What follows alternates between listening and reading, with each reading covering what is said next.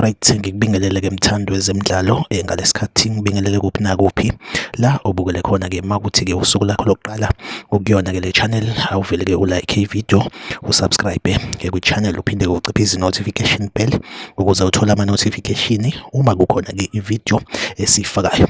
Kule video yamanje ngizokupha-ke i-list yabadlali be-Orlando Pirates njengoba-ke kuzophela isizini, ama-contract abo aya-expire. Ngoba ama-contract abo expire, kumele sikulindele ukuthi kunabadlali i-Orlando Pirates engezukwavuselela ama-contract abo. Lokho kuyobe kusho ukuthi-ke labo badlali i-Orlando Pirates-ke izobe ibakhulula ukuthi baye noma-ke imaphi amaqembu abafuna ukuya kuwona okanye amaqembu abadingayo. So bafethu, kumdlalo wokuqala u-goalkeeper-ke wethu uSipho Chayine uyi-number 1 goalkeeper ye-Orlando Pirates. Ngicabanga ukuthi-ke i-contract yakhe izo-extendwa okanye i-Orlando Pirates-ke izomsayinisa i-contract entsha, since-ke vele isiqalile ukunegotiate-wa leyo nto ukuthi-ke uSipho Chayine asayiniswe i-contract entsha. Umdlalo wesibili, number 2, uMakhehleni Makhawula. uMakhehleni Makhawula-ke bafethu-ke usizo kakhulu kwi-Orlando Pirates.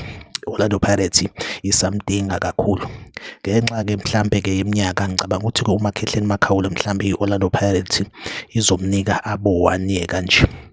Ngicabanga ukuthi-ke izomnika nje unyaka owodwa we-contracts entsha. Omunye umdlali-ke uMiguel Team, number 3, uMiguel Team sike sezwa emasontweni adlule ukuthi-ke uMiguel Team ngathi-ke iy'nyawo zizogcwala udaka. Orlando Pirates ayizukuyivuselela nhlobo i-contract yakhe. Njengamanje-ke iy'ndaba isasho njalo zithi-ke uMiguel Team engase-ke ahambe makuphela-ke le season. Omunye umdlali, number 4, uNdabakayithethwa Ndlondlo. Naye-ke uNdabakayithethwa Ndlondlo-ke ungomunye wabadlali abaphelelwa-ke i-contract njengoba kuzophela isizini, and ikusasa lakhe kwi-Orlando Pirates ngathi impela alikho. I-Orlando Pirates singakulindela ukuthi-ke uNdabakayithethwa Ndlondlo imukhulule emakuphela-ke le season.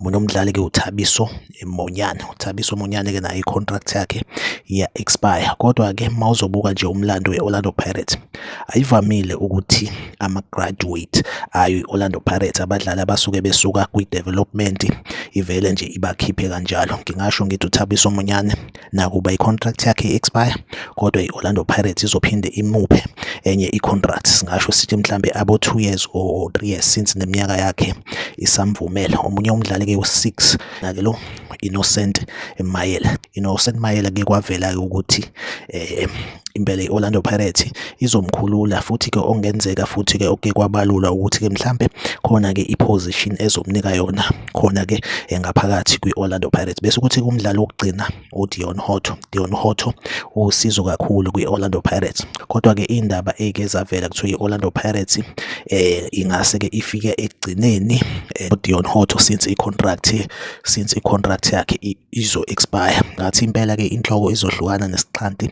since i-contract yakhe i-expire. Kodwa mawuzobuka indlela awusizo ngayo kwi-Orlando Pirates, ungumdlali oyimiselayo, ukhuthele. Mhlampe-ke umqondo i-management ye-Orlando Pirates isazoyishintsha angasi. Make sure ukuthi uyayilike ivideo, uyasubscribe kwi-channel. Mina nawe asihlangabezane kwivideo elandelayo. Nisale kahle.